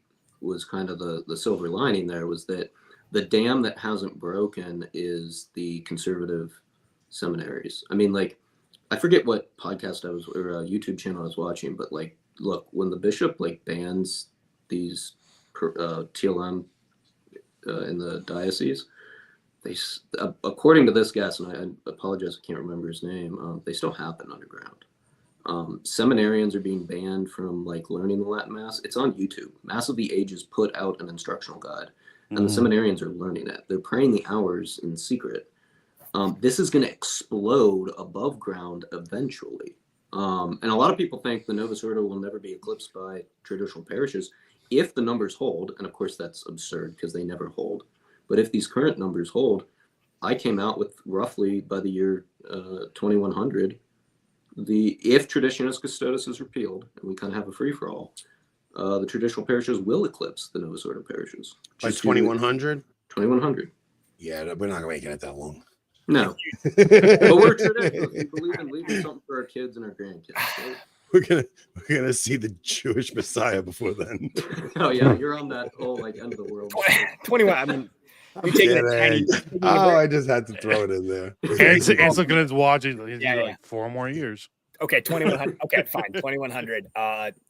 Everybody will be Strickland will be Pope. Bishop Strickland will be Pope. 2100. Bishop Strickland will be gonna long live dead in to 2100, boy.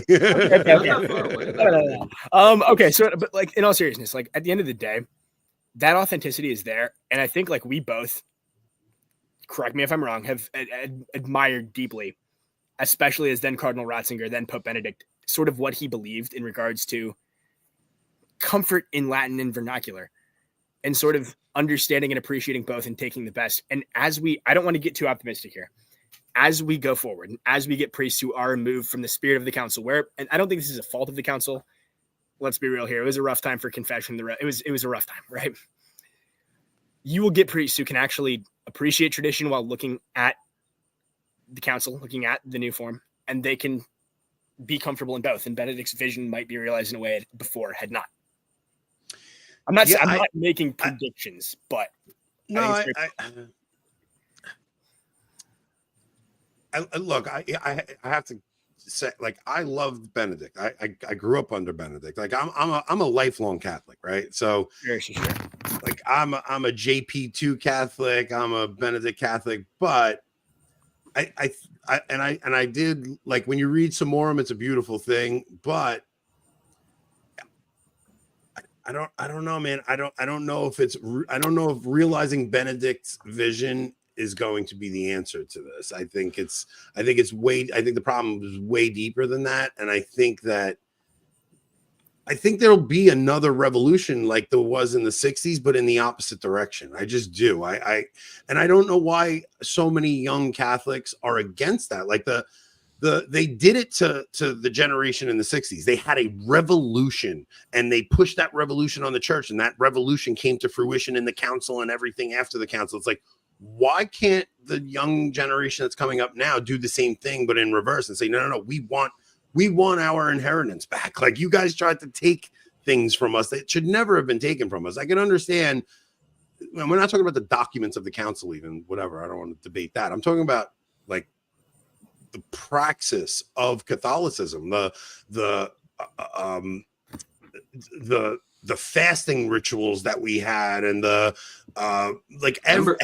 everything was just overturned. That I think we've starved 3 generations at this point of the inheritance that they were owed by their forefathers. So yeah. I hope that the younger generation comes up and says, hey, we want some of this stuff back.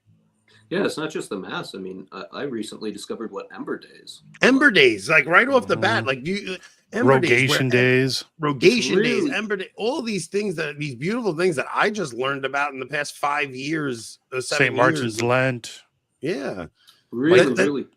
These are really genuinely beneficial things to the Catholic faithful. Like we were just told these things were just superstitious. You don't need to worry about all that. And this outpouring of mercy to the point where people no longer like had had a deep connection to their Catholic identity anymore. I think a lot of that stuff is the reason people lost their deep connection to their Catholic identity. And I think we have to reclaim that. And I don't think it's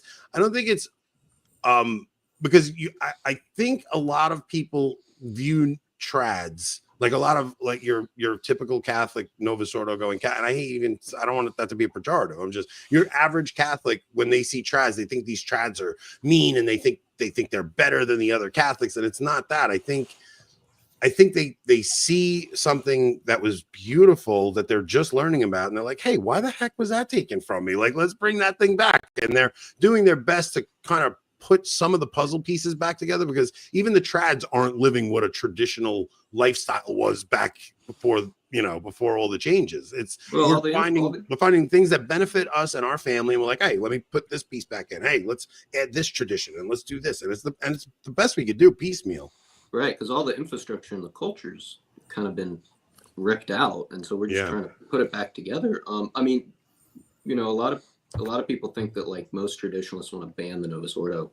I've been very pessimistic on it, but I wouldn't even take that stance. Like, let's be honest, a lot of us will sometimes claim, in a negative sense, oh, it's the mass for the boomers. Well, quite honestly, at this point, fine. I mean, it's not like they're going anywhere. They're not apostatizing or leaving the faith. If a boomer attends the Novus Ordo, he or she is probably staying. But they got their mass, and so why can't the young people now have their mass? That's a really that's a fair question. It's a fair question to ask. And one other plug I'll make is for the traditional rite of confession. Like you, Anthony and Rob talk a lot. You guys, like, honestly, I think are the only ones who kind of talk about lust with young men and how you got to get over that. I got to say, like, you are fighting with one hand tied behind your back if you're going to the new rite of confession. I actually tracked my own statistics, which is really nerdy, but I found a 200% increase. 200% increase in the gaps between confessions when I started attending the old rite. There's an exorcism attached to that. And you're just better protected for longer. You have more grace through that. I think it can be really detrimental, especially to young men, if they're struggling with certain things and they're immediately attacked as they step out of the confessional booth. Like the demonic is just attacking again, and you're just in this slug out war, and you're fighting with one arm tied behind your back. I think if you have the opportunity to get to an old rite of confession, try to go as much as possible. It's immensely powerful. See, you put me in an impossible spot because now you're making me attack a lot of things that to me sound really good. Okay, then I've won.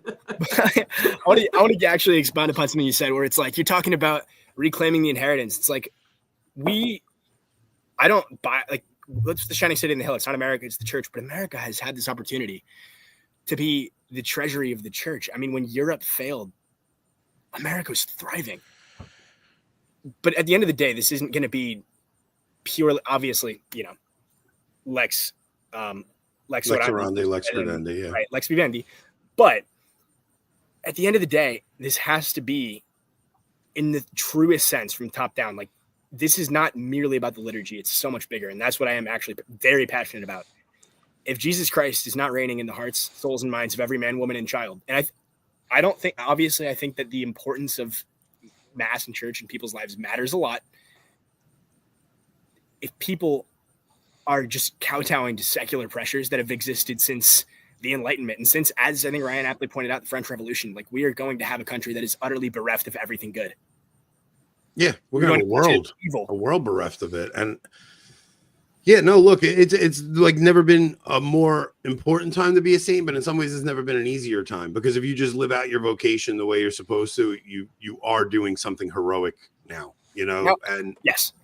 Yeah, if you just live out your vocation and you are attending mass and you are trying to be the best Catholic you can, it is a heroic thing to do in the modern world. So there was an Michael JC do. The answer to your question is yes. Yes, I would. But I think at the end of the day, like, we have hope too. It's at the end of the day. Look, if my people whom are called by my name should humble themselves and pray and seek my face and turn from their wicked ways, then I will hear their prayers and I will heal their land. I will hear their prayers and I will heal their land. We have hope. We need to be the hope. The way you worship is incredibly important. But as you've said, the new Mass is valid. The body of Christ extends beyond an expression of the form you do. It's taking what you get in worship, which is secondary to nothing, and then you go out there and you actually live it out, and you build the kingdom, and you live out the Sermon on the Mount. And the biggest part of the church is worship, and then what you do with that worship, and you are enlivened in Christ until your will becomes like that of God's, and you go out and you build the kingdom of God on earth. That's what we need to focus on. I think that extends. That's not secondary to liturgy, but in terms of what we're failing to do, I think that at this point in time, that is primary in where we are failing. Would it be fair? The ends of worship, though, aren't for us; they're for God. No, I agree wholeheartedly. But that's not what I was trying to get at all. Would it be fair if I asked someone, I've been properly catechized, and I simply find that the traditional Latin Mass better mirrors what I learned in Catechesis than the new Mass does? Then I think I should have every right to then go to the traditional Latin Mass. I don't think he would argue against that. Oh no. Yeah, no, he wouldn't argue against that. You should have every right. Look, and I think even this conversation, like having a conversation where there's clearly like a difference of opinion, but nobody's like, everybody loves one another. Everything's fine, right? Like there's nobody beefing on here or anything. It's just, you can have and that's the other thing. I think we have to learn that having a difference of opinion does not mean dislike. And that's one thing I've noticed happening an awful lot lately. It's like, if you say something that somebody disagrees with, you become their enemy all of a sudden. Especially when you're not talking about doctrine and dogma and things like that. You got to be able to have conversations about this stuff. And like, for me to see younger guys like you guys on fire for your faith and so passionate about this stuff, it's a hopeful thing in itself. Like, even forget the demographics and stuff. It's that God is still changing hearts and minds despite this corrupt culture that we all live in. And not some cases, not even in spite of the fact that all these things are happening, God is still moving men's hearts and bringing them into the church and bringing them to the faith. It's an amazing thing. And you know, the arguments about liturgy, like these debates about liturgy, should be done in charity the way we did tonight. And I'm still very hopeful about the church. Whether we do see some cliffs on the horizon and things shifting and changing, I just know God's still moving amongst his people. This is Anthony right now. All are welcome, all are welcome, all are welcome. Such a diplomat. Rob went old school. Yeah, holding the phone into the mic. I'm holding Anthony. I'm really glad that I've never heard that before. Lucky. We might have to do me too. Hey. Novus Ordo bangers episode one night. There we hope Ant's boat is fed. It's not even close yet. The motor's still not in. I'm not a big modern. I think the modern music, we can agree. It's in it. Look, at the end of the day, my take on this real quick. This is kind of external to what we're talking about. At the end of the day, like, I think that if you're just going to have to listen to music all the time, you're better off listening to a lot of worship, not contemporary Christian necessarily, but a lot of worship music than you are listening to like Motley Crue. But it does not belong in the Mass. No. Yeah. I think, look, that's the thing. I think a lot of even the young Novus Ordo attending Catholics I see on fire for their faith, they want more traditional stuff. They want Gregorian chant at their Mass. They want an altar rail at their Mass. So like, in that respect, you guys are trads. Like, you don't want the wacky clown Mass. You want the unicorn Novus Ordo if you can find it. And if you had a Latin Mass that was around the block, you'd probably attend that. So look, it's not anybody's fault that the bishops implemented this thing. It's not. It's just what we have. So can we I'm all gonna agree that leave bizlarpers are bad? I'm gonna leave you guys with some closing thoughts. And Rob and I, we were gonna do locals tonight, but this went very long, so we're not gonna do locals tonight. But maybe we'll do something else over the weekend or something. We'll figure it out. Me and Rob will figure that out. But yeah, if you guys have any closing thoughts, I mean, I think this is a really, really interesting conversation. If you guys stop playing with your calculators.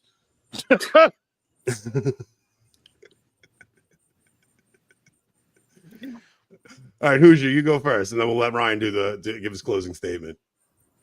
I think we're only here because we both love the truth, and this is obviously like not necessarily the most pressing truth there is. I mean, we live in a world where, like you've said, people don't believe, and this is true across denominations. They bury their heads in the sand. They don't. It's not even that they don't engage with religion; it's that they deem God an unrighteous judge because he's mean. And if that is the culture that we live in, then frankly, I think, and I want to be careful because I've seen this people in the comments. I'm not saying liturgy is secondary. It's not. But we have the valid form. Like there's not like mass, obviously there's abuses, but there's not mass error there. At the end of the day, like we need to be a pillar of truth, not only in the practices of the church, the strongest means of grace. We also need to be pillars in going out there and in building the kingdom and in evangelizing and in teaching people the truth. And it might be truths they don't want to hear, but I think that me and Ryan both love the truth. I think that me and Ryan both have this sort of zeal for the gospel. And I think that we're coming at this from a good angle. We might have slight differences, different scruples on whatever, but it all comes down to this. We have unity in the spirit and in unity, truth, and truth builds unity. And we love the kingdom of God. We are servants of the kingdom of God. So anyways, that's all I got to say. Well, thanks, Hoosier. I just wanted to say, before this even started, I said to myself, I think I said to Rob too, like, maybe I didn't, but I was thinking, I said, man, I got to respect Hoosier for coming on here. Not 3 against 1, but like, yeah. You knew where Avoiding Babylon's tone was. You knew my position. And you were coming at it with, in my opinion, not a lot of ammo. You took the hardest road. And so I got to say, I respect you for that. Thank you. What I'll say is, I know a lot of people who attend the standard mass right now, the Novus Ordo, but they start asking questions. And they're so curious and they want to know about Latin Mass. And I go on occasion to a Latin Novus Ordo, right in downtown Nashville. So you've got a ton of like hungover tourists trying to figure out their how to get their obligation in. And you can tell because they come in shorts and flip flops. Oh yeah. Watching, and they don't even like look it up. So watching them go from the first 5 minutes in utter horror to like, what did I get myself into? To at the end of the mass, particularly the men, are just, I don't know what the word is to describe them, but they are so thrilled. And you can tell they're going to go home and Google where they can find that back home. I think it's very healthy to call out problems in the church. We shouldn't downplay it. We should be watchful. No. As the Desert Fathers said, we should be watchful both in our own lives and with the church. And I'd rather be a little over pessimistic so we can start introducing people to more reverent liturgy, whether it be a Latin Novus Ordo, the traditional Latin Mass, because I just see it over and over again. I have Protestant relatives, I have Jewish relatives who come to the Latin Mass and they're just blown away by it. Yeah. In itself is an evangelistic tool. Like when people see it, they're like, what the heck is this? It's so alien to anything they've ever experienced. That's what I've experienced, at least. So anyways, I appreciate everyone for hosting this, and Hoosier, kudos to you, man. Like, this was a tough one. Yeah, God bless. Yeah, So, look, for the record, in 10 years, we're coming back to this to see who was right, and we'll declare the winner then. Perfect. Okay, I'll be there. I'm like I said, I'm actually very happy to see any young guys that care this much about the church itself. So, look, I don't think this was like a fundamental disagreement about anything. It was more just I think Hoosier kind of looked at Ryan's view as pessimistic, but I do think Ryan's view is optimistic, depending on how you're looking at it. Because I clearly I side more with Ryan's opinion that I do think the future is tradition. I don't know how long it's going to take to get there. I didn't crunch numbers like you guys, but I just see it on the ground, and I see that people are drawn more to the traditional form of Catholicism, and whether that's a Reverend Novus Ordo or it's a Latin Mass, I think that is like all the young people that are into Catholicism now, even all the influencers and stuff like that, they all want reverence. Everybody. I don't know anybody that's still fighting for the wacky stuff in the liturgy that's going on in the Novus Ordo. So Mike Lewis, but yeah, but those guys are, you know. So I'm glad you both came on, man. This was an interesting conversation. You guys have anything to promote? No, I don't have a channel. Twitter handles, or it's just at Hoosier and at at Hoosier_EC. And Ryan, yours is. I don't even know what mine. It's like at LPH Hitney. I don't know what I can. It is. Just look up TLM and on if you want to follow it, but yeah, I don't have anything. Throw these guys a Twitter follow, and also, dude. JG said one thing where he's like, new people, be careful about. I really don't. I have a good mind for understanding a lot of things. I don't wade into my own opinions or my own interpretations. Where I can decipher things, I might state them. I don't try to go beyond and come up with theories in that regard. Like, where do you get most of your opinions on the council from? Like, what apologists are you listening to about the council? That I was curious about. Like, are you listening to guys like Scott Hahn? Who are you checking out? Yeah, I've watched like one Joe Hashmeyer video. Like, I kind of came up with this on my own. It's a lot of osmosis. I actually have a very good friend of mine who is asking about the council, and it's like, ooh, I have some answers, but I don't know as much as I should. I mean, the council's longer than the New Testament. Yeah. Well, no, Hoosier, I'm saying, like, when you say like the spirit of the council and stuff like that, where are you hearing that from? Are you hearing that from Benedict's writings? Where you because these are very specific phrases that you're saying that, that you don't come up with something like that on your own. You no. You read that somewhere, like that's what I'm just curious. Obviously, to form opinions, like I have to engage with realistic what's being said on both ends, right? That's just the fact, right? So I listen to them, and a lot of where I hear Spirit of Vatican II is like just on social media, and it's from their writings, absolutely. Okay.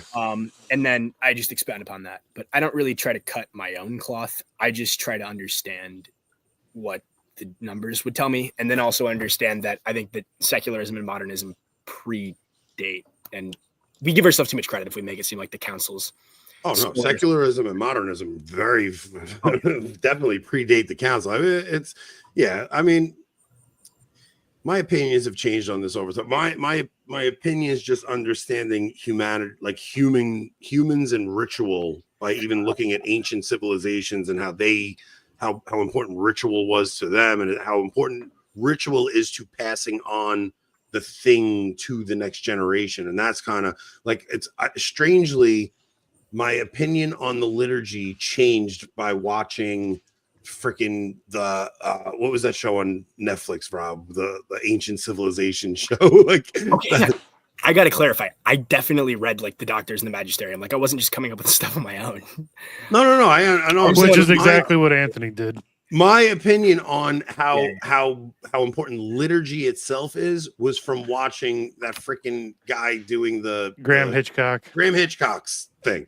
So like seeing ancient civilizations and these giant monoliths and the myths that surrounded these things and the religions that they passed on, I was like, it started making me think deeper about ritual and how important it is to pass on like the memory of your people to the next generation. And it has so much to do with ritual. And that's kind of what made me change my opinion on the Latin Mass and the Novus Ordo. I wasn't listening to Taylor Marshall. It wasn't anything like that. It wasn't even going to the Latin Mass. Well, it definitely was going to the Latin Mass, but it was more understanding ancient civilizations that made me go, wow, you can't just uproot this ritual from people and think there's not going to be these massive consequences to it. So, but yeah, all right. It was very nice meeting both of you, man. I'm very happy to see this was a cordial conversation. Yeah, it was good. Yeah, it was a good combo. I think anybody that stuck around until we got past that first half hour of just whatever, I think that you guys got to enjoy a really good show. So, absolutely. Yeah, maybe we'll have you guys back for a local segment or something, just to get to know you guys a little more personally or something. So, I'm gonna have to dig into that Jewish relatives comment there, Ryan. My in-laws. Yeah, I don't. I'm a straight paisan, but also like, okay, I'm not just coming with my own opinions. Like I have a mind. No, I don't think you are. I don't think. I definitely read into it. Yeah, I was asking because I think where we pick things up, like you kind of can I don't, it's just, look, I grew up listening to like the regular main guys that were presenting this stuff, and it was always like the Scott Hahns and the Brant Petrie and those guys, and they would always talk about the council in a way where they were saying, like, you know, the council itself was perfect, and then the spirit of the council came out, and it was all stuff they were getting from Benedict. And so I was just curious to know where you were getting most of your catechesis on the council itself from. That's all. It wasn't a judgment. I read a lot of Benedict before this. We'll say that. Yeah. Anthony, if you want a really good channel on particularly the liturgical movement, Historia Ecclesia. I'll look it up now. Very small. Sorry. Very small channel, but the guy does like hour-long lectures in I think it's like an 18-part series. Utterly fascinating. And how some of the modernist stuff crept into the council and where it originated from, which not shockingly is the French Revolution. Yeah, no, I'm not surprised by that at all, actually. So I just subscribe to him. I'll check out some of his videos tomorrow. It's good. All right, guys, this was fun. Rob's going to take us out in a second. We will be back Tuesday. We were supposed to have Charles Frown on. He's not going to make it Tuesday. I think we have Taylor is coming on Thursday. Yeah. And then, so I don't know. We'll see what we're doing for Tuesday. And the following Monday, there might be an entirely new show on the channel, potentially. Oh, really? You guys are doing that? Depends on if I have a child being born that day or not. Yeah, and at some point, Rob's wife is going to have a kid, and I'm going to have to do a Anthony sent me the camera and the microphone for the on the street interviews for the live birth show, so we'll be all set. So I'll be flying out to Minnesota, and I'm going to get to hang with Rob in person. Rob's wife, Hope, and my wife, Nicole, will finally get to meet. So, all right, we'll take this out. We'll see you guys on Tuesday. All right, thanks, guys.